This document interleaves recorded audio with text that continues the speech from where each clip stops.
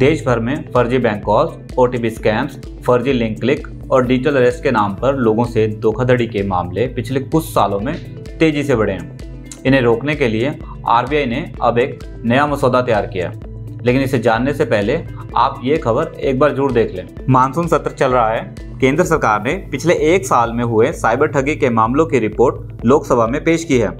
साल 2024 में साइबर ठगी के 36 लाख से ज़्यादा मामले रिपोर्ट हुए हैं और लोगों को करीब 22,000 करोड़ रुपए का नुकसान झेलना पड़ा।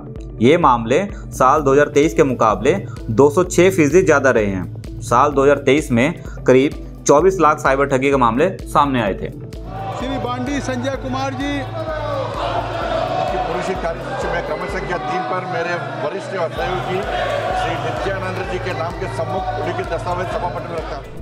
इस खबर के बाद अब आपको अलर्ट रहने की जरूरत है, खासकर उन लोगों व बुजुर्गों को जो इंटरनेट बैंकिंग व बैंक ऐप की ज़्यादा जानकारी नहीं रखते। हम बात कर रहे थे आरबीआई के मसौदे की। आरबीआई ने डिजिटल बैंकिंग को लेकर बड़ा फैसला लिया है, जिससे अब बैंकों की मनमानी पर तो लगाम लगेगी ही, साथ ही आपका डेटा और पैसा दोनों सुरक्षित रहेंगे।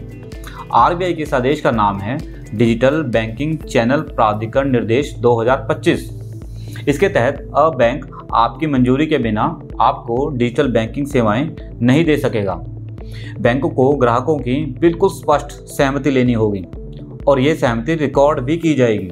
आरबीआई के मुताबिक ये नए नियम सभी बैंकों पर लागू होंगे, चाहे वो सरकारी हो या प्राइवेट। सिर्फ इतना ही नहीं, बैंक ये भी सुनिश्चित करेंगे कि आपके रजिस्टर्ड मोबाइल नंबर पर और ईमेल पर सभी तरह के छोटे से छोटा लेन देन और गैर लेन देन से जुड़ी सूचनाएं यानी एसएमएस और ईमेल अलर्ट भेजे जाएं।